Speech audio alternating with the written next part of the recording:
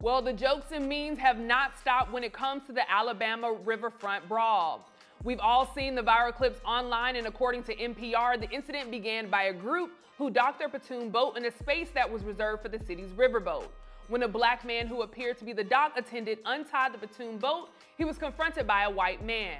After some talking, the white man struck the black man before more white men joined in on the fight, bringing the black man down. Now, it didn't take long for the fight to spiral out of control as several bystanders joined in. While the brawl caused a difference of opinions for all those who witnessed both online and in person, for the most part, many black people were ecstatic to see other black people defending their own. Marlon Wayans would go online to share a clip from the fight, although his thoughts didn't seem to echo the black majority. About the brawl, Wayans would caption, "How about we not try that in a small town? Ish silly, bro. Let's all just be love, not war." Now, the clip also contained part of the country song "Try That in a Small Town" by Jason Aldean. Those that saw the post had a problem with it because the song has been criticized for its racial undertone, with some even claiming it promotes a pro-lynching message. Now, the backlash Marlon received on the post caused him to make another without the song, saying, "Y'all must got me effed up here. Now shut the F up." Marlon's clarification got a mixed response from fans. On one end, some were relieved, and on the other end, Marlon's explanation still did not sit well with others. After Marlon reposted the clip without the song, one user would come to Marlon's defense and say, "How did y'all misunderstand his first post?" He was referring to the group that jumped the security guard, saying they shouldn't try that in a small town. He posted their consequences. Now, this post, he's saying y'all got him twisted for ever thinking he wouldn't be on the guard side. Everybody calm down. Now, on the other end, in support of those who weren't clear with the post, another user wrote, "Y'all talking about sarcasm? There was none in it. From the caption to the video, he said what he said. And let it look like my people were the aggressors. Nah, sarcasm would have been him doing two clips with the song. First being the mess around and the second being the find out. But he didn't, now did he? Oh, y'all can't know what sarcasm is." Now, to continue this conversation, we have our very own borderline analyst, Danielle Miller, joining me. Danielle, this is past borderline. It's past the borderlines, and it's on the cusp of a borderline. So I'd love to get your thoughts. What was your reaction when you first saw these clips surfacing? Oh, damn. Wow. That's all I was saying through the clips, especially when the guy jumped into the water. That's how you know like things was about to really escalate, and you could feel, I don't know about y'all, but you could feel the intenseness and the emotions that was going through that video, especially for me when all of those Caucasian men jumped the security guard. And the only thing I was thinking in the beginning was, oh my God, suppose he rolls over in the water. Like still water is, from my understanding, is the hardest water to swim in. Suppose he's not that good of a swimmer. Oh my God, they could kill him. And then when I saw like the whole city jumped into the fight, I was like, I don't condone violence. Let me say that. I don't condone violence. However, some beatings are justifiable. And to me, honestly, that beating, because of how they attacked that man, I'm sorry. It was swift justice. It was swift justice. Yeah. Absolutely. Now, as I mentioned, Marlon Wayans would be receiving some backlash from making two posts. The first post was, I think, majority you could see of black people beating up, or not even beating up, defending. I'm going to use exactly what happened. You would see black people coming to the defense of the security guard, and he would make the caption with the country song, and a lot of people got upset. I'd love to hear your thoughts. Seeing people criticize or be upset of Marlon Wayans. What's your take on it? His post wasn't clear. It could go both ways, honestly. It really didn't. He's on middle ground. He's on the fence right now. So until he opens up his mouth and he says exactly what he was meaning, like the speculations are up in the air. And why would I criticize black people for defending themselves? That's the thing about social media, man. It's left for interpretation. Y'all tripping. It make no fucking sense. I shouldn't even address it. It's that stupid. But, people want to make articles, interpretation. I don't care. Black people know I love black people. I'm black.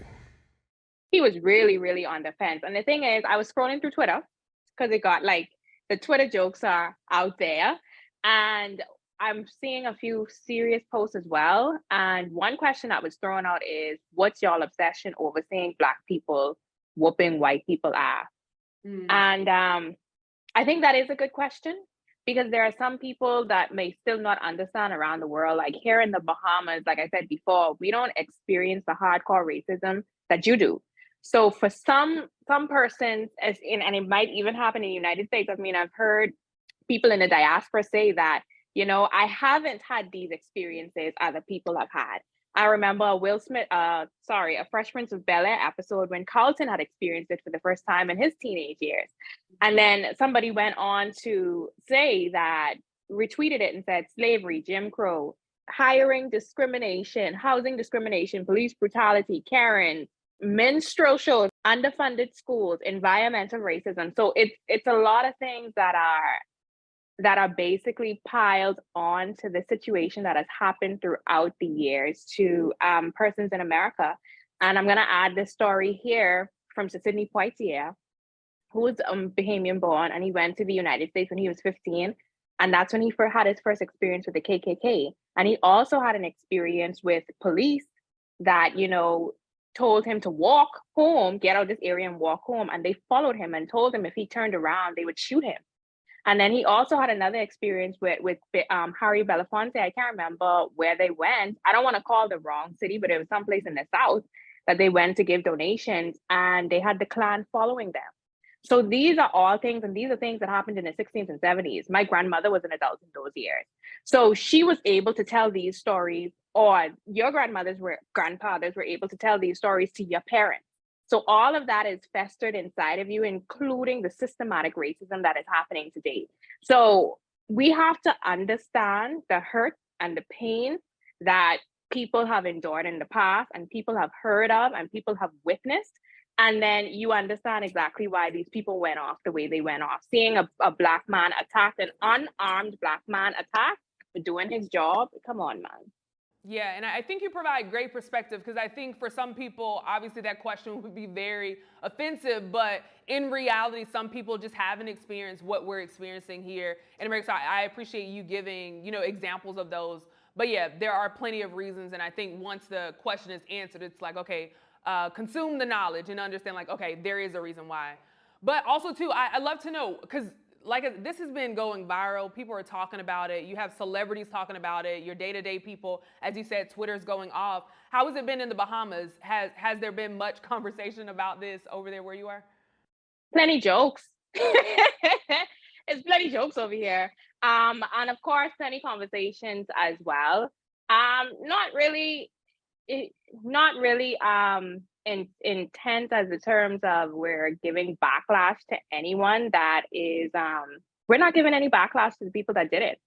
Even though we're from the Bahamas and we're here, we understand, because we've seen how things played out. We have access to the news. We've seen how a lot of situations played out. What came to my mind was when we talk about, so I have 3 top things from the fight. The first one, you have to give it to Shorty, who jumped in the water and swam across. Yeah, fully clothed. And then was able to fight. And then I was thinking earlier was when those guys were calling down from the top of the dock when the fights first started to signal people to come on, let's part this fight. But I think the hat takes number 2. Because when the hat went up in the air, I was like, okay, he's pissed. It's the new Batman call. Yeah, he's pissed. He threw that hat up in the air. And then the third one for me was when the guy squared off in the line, like, come on, what you gonna do? My unfavorite part of the fight, though, and I don't know if I'll get criticism for this, was the chair. I think with the chair, and the reason for the chair for me was because the chair, like, somebody took it and the man hit a female. I am never for men hitting females. I'm not for it. I am honestly not for it. In some situations, I will say this, I can understand how tensions can arise, but I am not for it, because your strength is different than that woman. Now, here's the thing, though. The guy with that chair, and this is just my analysis on it, and this is something that I've mentioned to 2 of my friends so far.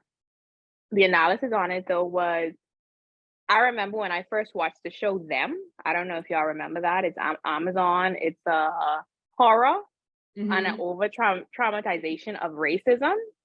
And I watched that and I was scared. The thing though, even though it was over dramatized, it's something that was still happening. There were still places and towns Black people couldn't go. There was still lynching going on. So you were out one time and then you see Black people's bodies hanging. Like again, these are the stories that have been passed down to us. So I don't know if something trigger off in homie head where he saw that chair and he just said he's gonna take vengeance for everybody. But that's just one of the things that I've been going over in my mind in terms of that chair. It's my least favorite part. I can't say if he was overboard on it or not because we don't know what triggered in his mind because he was swinging that chair. He Yeah. was swinging it. Yeah. And we all know in fights sometimes when you pick up the nearest object, that's it. It's a battle after that. But I want to know though, I was your interpretation of that chair though. Like what when you saw that chair, when you saw the whole fight symphony, we want to know what were your thoughts? Yeah, no, I can definitely agree with you with the chair. It was unfortunate to see, him use the chair. However, too, like you said, you never know what somebody is triggered by. You never know what they're triggered to. He's an older gentleman, so who knows what he went through growing up that this incident triggered that, and he blacked out. So for me, the hat and the chair are just, I think, reminders of what happens, and I think this has been going viral for a really long time. What happens when you F around and you find out, right? So even though I don't like what was done with the chair, it's unfortunate what made him throw the hat. But now I just feel like it can be a representation, one, of what happens when you F around and find out, but also, two, for Black people that it's time, and it doesn't have to be in the physical realm, but it's time that we do come together. It's time that we do step in and stop saying, oh, that's your business.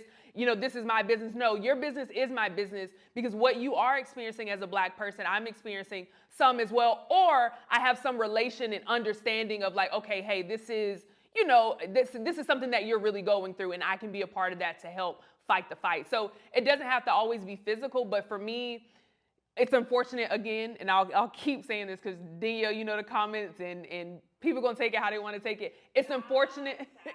It's unfortunate how the chair had to be used. It's unfortunate that he had to throw the hat, but I do think it's just a symbol of like, hey, Black folks, we're not playing around no more. We're not just gonna sit back and take it. We're not gonna, let things continue to happen because, like you said, that security guard could have been killed. That security guard could have fallen in the water with those other boats, and God knows what could have happened before these thugs, these hoodlums, decided to jump him. I don't like it. I'm not a fan of it, but Call those people from Alabama, call them Montgomery the Justice League. Because that was like swift, call the charges, he can charge us. Call them the Justice League. The thing is though, you know what else came to my mind? We actually had an incident. Some people said it was a joke. I don't know if it was a joke to this day, but there was this rowdy Caucasian kid on a boat in the Bahamas, and the boat captain like run hard on him and threw him overboard. Like he was just like, get off my boat. This don't happen here in the Bahamas. He said it in the video. He said, we don't tolerate this here in the Bahamas. And he threw him off of the boat. So that was one of the incidences that we've had here in the Bahamas that was caught on camera over the years. But trust me, some people do come over here with a spirit of entitlement. They do. And that's what we saw in that doc. We saw entitlement. Absolutely. And like you're above the law, you're above what you're being told the right thing to do. So yeah, it's definitely unfortunate. I appreciate you for joining in on this, Danielle, for Borderline. Yeah, I know we'll continue to see the memes. We'll continue to see people talk about it, and we'll see what we can talk about here as well. So thank you so much for joining me, Danielle. Thank you for having me. So before we close out, I'll just end with this note, because here's what I find interesting. Everybody's talking about the Black men and women that came to the defense of a guard who was just doing his job. But hardly anyone is talking about the criminals, convicts, crooks, gangsters, thugs, and hoodlums. Like, I want their names, because they decided to assault and ambush that man while also traumatizing hundreds of innocent bystanders. And not to mention, that same area is traumatizing enough as it has a history of auctioning, storing, and later selling slaves. I mean, really ask yourself, could you imagine being in that position? Now, I don't condone violence, And in the words of Toby Nwigwe, Wigwe, I know I probably said your name wrong. Try Jesus, don't try me, because I throw hands. But what do you guys think of Marlon Wayans' post on the Alabama Riverfront Brawl? Do you agree with Marlon? Was his post clear, and did you know what he meant? Let us know what you think in the comments below. For Comedy Hype News, I'm Symphony Thompson.